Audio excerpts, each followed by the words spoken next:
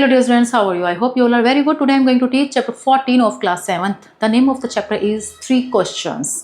इस चैप्टर में एक राजा है जिसके दिमाग में 3 सवाल घूमते हैं और उसे लगता है कि अगर ये 3 सवाल उसको पता के जवाब उन्हें अगर उसे मिल जाए तो उसकी ज़िंदगी सही हो जाएगी, उसे कोई दिक्कत नहीं आएगी। तो क्या है वो 3 सवाल और क्या उनका उसे जवाब मिलता है और वो उस जवाब से सेटिस्फाई हो भी पाता है नहीं। So let start the chapter. The thought came to a certain king that he would never fail if he knew 3 good things. These 3 things were: what is the right time to begin something, which people should he listen to, what is the most important thing for him to do. वो एक राजा था जो कि सोचता था कि अगर उसे 3 सवालों का जवाब मिल जाए तो उसका लिए सब कुछ ठीक हो जाएगा। तो वो 3 सवाल कौन से थे? उसमें पहला सवाल था सही समय क्या है किसी भी काम को शुरू करने का, और कौन लोग ऐसे हैं जिसकी उसको सुननी चाहिए। ऐसे कौन से लोग हैं जिसे राजा को उन लोगों की सुननी चाहिए, और क्या सबसे ज़्यादा ज़रूरी चीज़ क्या है उसको करने के लिए। ये 3 सवाल उसके दिमाग में थे।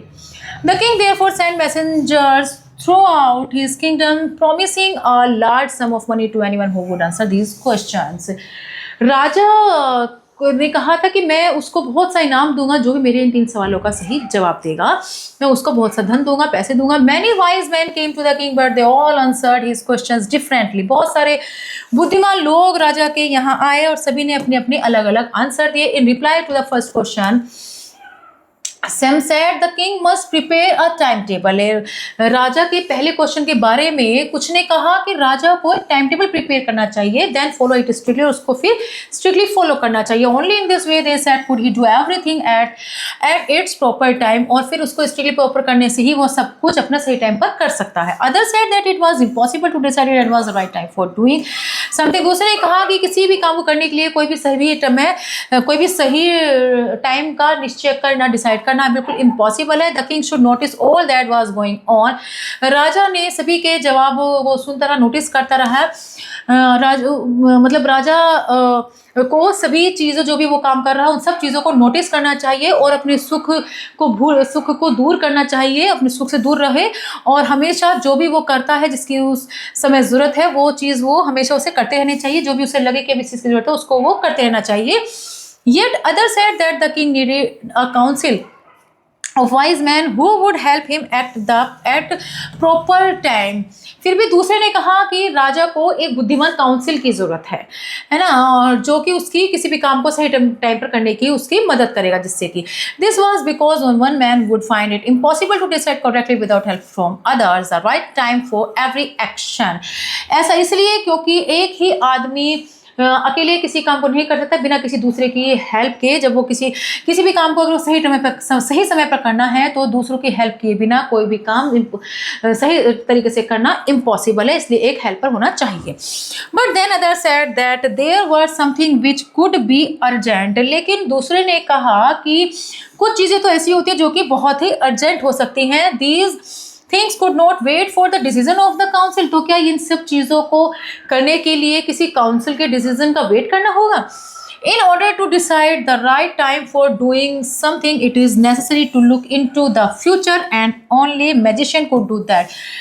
इसी क्रम में फिर औरों ने सही समय के निश्चय के लिए कुछ करने के लिए मतलब क्या करें कि किसी काम को सही समय पर कब करना है, इस काम के लिए किसी ने एडवाइस दिया कि फ्यूचर में क्या हो रहा है इसको देखने के लिए इसको देखना ज़रूरी है और इसको देखने के लिए एक मैजिशियन की ज़रूरत है, जिससे कि मैजिशियन वो चीज़ों को देख सके। The king therefore would have to go to magician. राजा इसीलिए राजा को मैजिशियन के पास जाना चाहिए। As the answer to his questions were so different the king was not satisfied and gain no reward. Instead he decided to seek the advice of a certain hermit who was widely famous for his wisdom.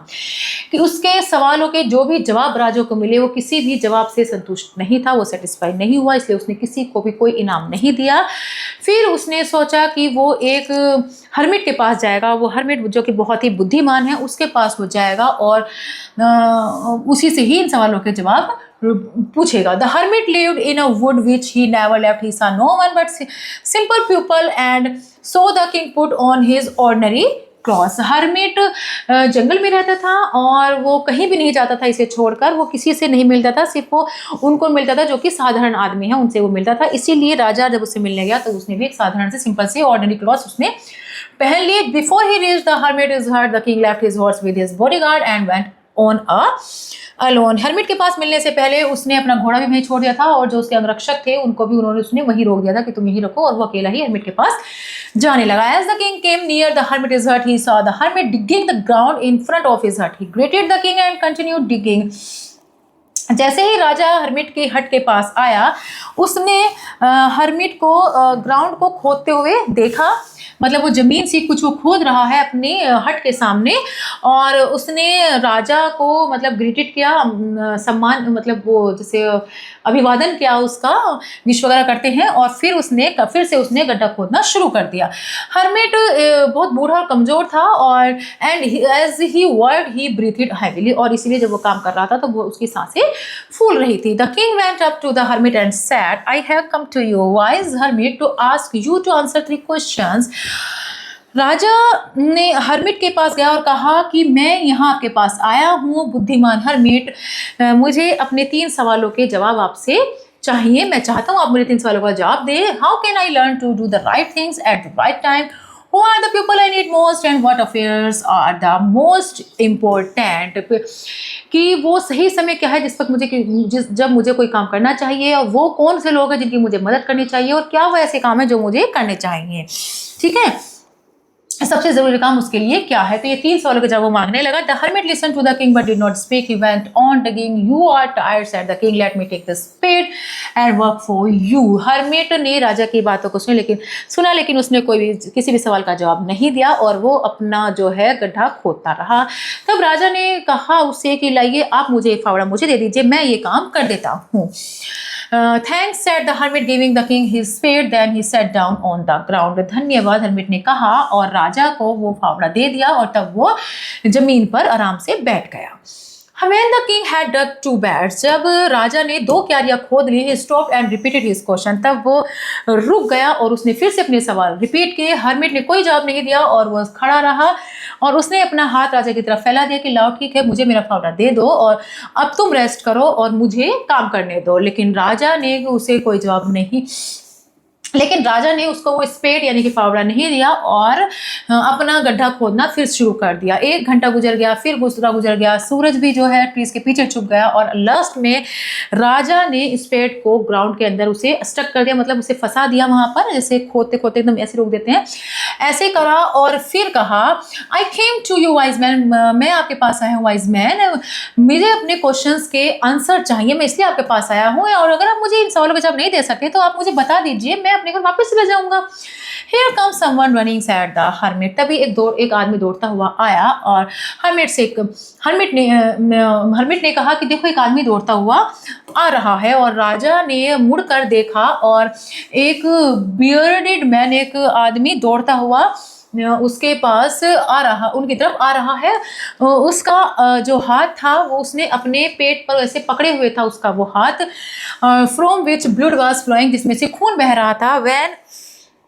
When he reached the king, he fainted and fell to the ground. और जैसे ही वो राजा के पास पहुंचा वो बेहोश होकर नीचे जमीन पर गिर गया। राजा और हर्मिट ने आदमी के कपड़ों को पहले हटाया, और फिर उन्होंने बड़ा सा जख्म देखा उसके पेट पर। The king washed and covered it with his handkerchief, but the blood would not stop flowing. राजा ने उस जख्म को धोया और फिर उस पर जो है अपना रुमाल बांध दिया, लेकिन ब्लड तब भी रुकना बंद नहीं हुआ। फिर राजा ने उस जख्म पर पट्टी करी, और जब तक पट्टी नहीं बनी तब तक वो खून रुकना बंद नहीं हुआ, यानी कि पट्टी बंधने के बाद फिर वो खून रुक गया। हर्मिट की हेल्प से राजा ने उस जख्मी आदमी को हट के अंदर लेकर गया राजा, और फिर उसको बेड पर लेटा दिया। मैन जो जख्मी आदमी था उसने अपनी आंखें बंद कर ली और वो चुपचाप लेट गया। The king, tired by his walk and the work he had done, lay on the floor and slept through the night. राजा भी अब थक गया था, और पूरे दिन के काम की वजह से भी और इसकी वजह से भी वो पूरी तरह से थक गया था, इसलिए वो जहाँ पे बैठा था वो वहीं लेट गया, और वो रात को फर्श पर ही लेट गया और वो सो गया। When he woke, he was several minutes before he could remember where he was or who the strange bearded man lying on the bed was. जब वो जागा तो कुछ मिनट तक तो उसे कुछ भी याद नहीं था कि वह कहाँ था, और वो ये जो स्ट्रेंज बियर्ड मैन था बियर्डेड मैन था वो कौन है और बिस्तर पर कहाँ से आया, क्या था, उसे 7 मिनट तक तो इतनी गहरी नींद में से सो गया था, उसे कुछ नहीं पता था। Forgive me, said the bearded man in a weak voice when he saw that the king was awake. मुझे क्षमा कर दो, उस bearded man ने राजा से, जब उसने राजा को उठते हुए देखा तब उसने राजा से कहा कि मुझे क्षमा कर दो। I don't know you and have nothing to forgive you for, said the king. मैं तुम्हें नहीं जानता और तुम मुझसे किस बात के लिए क्षमा मांग रहे हो?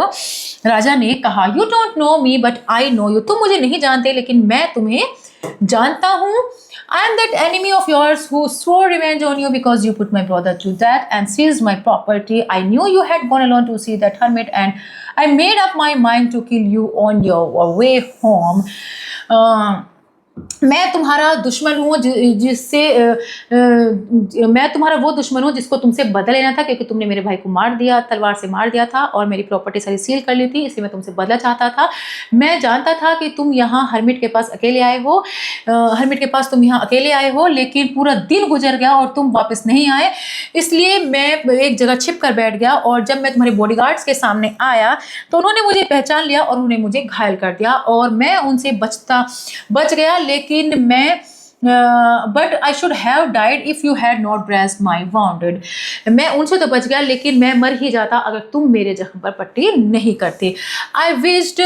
I wish to kill you and you have saved my life. Now if I live, I will serve you as your most faithful servant and will order my sons to do the same. Forgive me.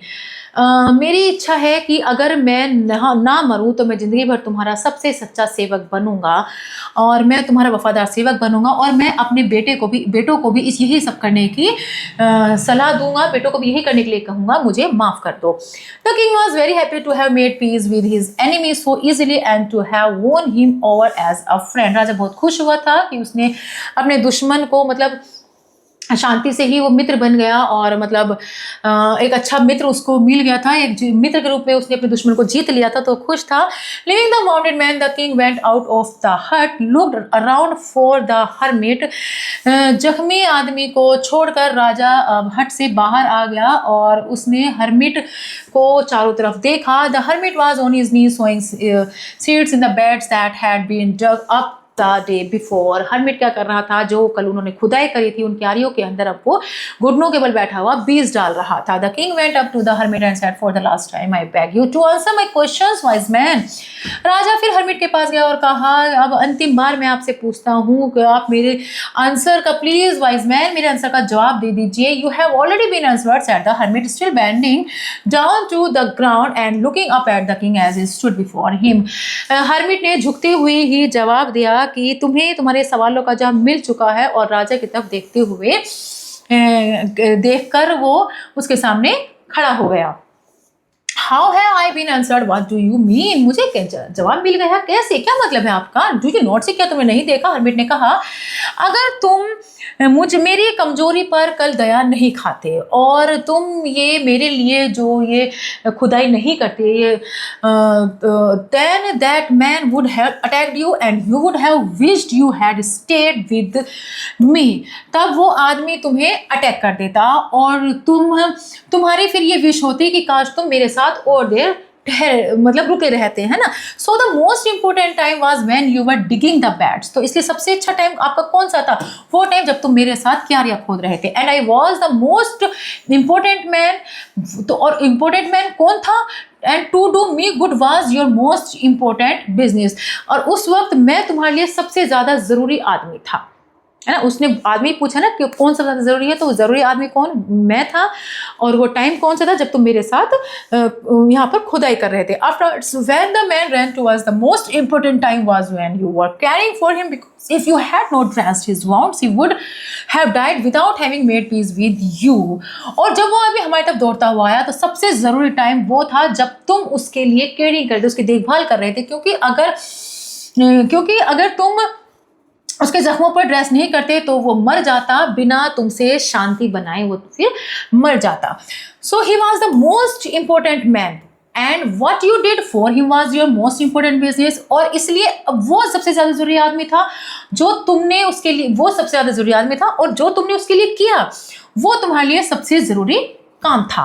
Remember that there is only one time that is important and that time is now. याद रखो हमेशा वो समय सबसे ज़्यादा ज़रूरी है, एक समय है जो सबसे ज़्यादा जरूरी, वो है अभी, नाउ, अभी।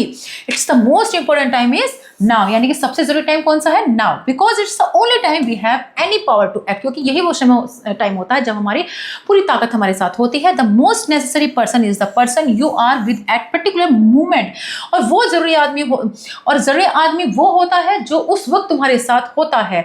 For no one knows what will happen in the future, कोई नहीं जानता कि भविष्य में क्या होगा, फ्यूचर में क्या होगा, कोई नहीं जानता। The most important business is to do that person good because we were sent into his world for that purpose alone. इसलिए सबसे ज़्यादा ज़रूरी काम वो करना होता है जिससे जो पर्सन के साथ जो अच्छा हो रहा है, क्योंकि हम जो भी काम होता है हम किसी ना किसी काम के उद्देश्य के लिए हम यहाँ भेजे गए हैं। इसलिए हर वो व्यक्ति जिसके साथ हम उस वक्त होते हैं वो ज़रूरी होता है, और जो जिस वक्त हम उसी वक्त जो हम काम कर रहे थे वो काम वो ज़रूरी होता है। ठीक है, तो इस तरीके से हरमिट ने एक बड़े अच्छे ही तरीके से राजा के सारे तीनों सवालों का जवाब दिया, और राजा को भी उसके सवालों से संतुष्टि मिल गई। I hope you have learn to this chapter very well. We will meet in next class. Goodbye and thank you.